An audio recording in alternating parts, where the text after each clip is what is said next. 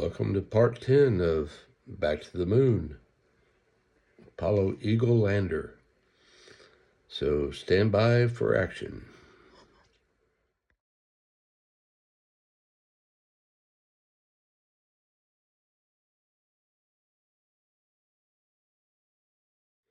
Okay, as you recall, last time we were here, we put gloss on these windows and they came out pretty lumpy.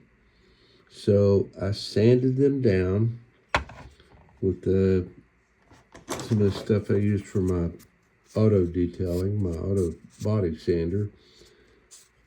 It's a Tamiya something or other, 3000 grit, whatever. And then reglossed it. And so that's drying. In the meantime, I've been looking at these borders around the windows here, as you can see. And every picture I have, and I'm not going to get into it right now, shows those borders around those windows.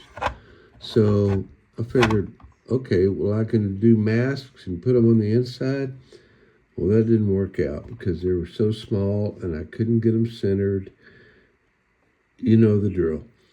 So I said, oh, I got an idea. I have this evergreen 1/10 0.01 inch plastic back here that I could actually cut a border for. So I did. That's the other side of it. Let me take this off and show you. So I cut a 1 millimeter thick or wide piece of 0.01 inch styrene, and I primed it in Tamiya white, that right there.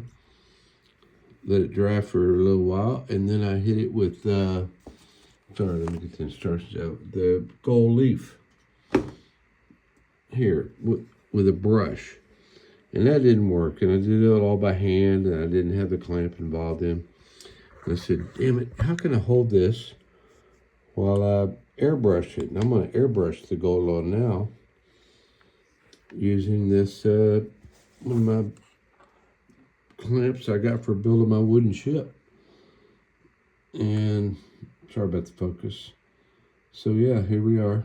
And I'm going to airbrush that and then try to cut those strips to go into those side sockets of that. So wish me luck, and if you got any help or comments to help make this easier for me, I will gladly welcome them. Thank you everybody for tuning in, and we'll see you in the next one. Bye-bye.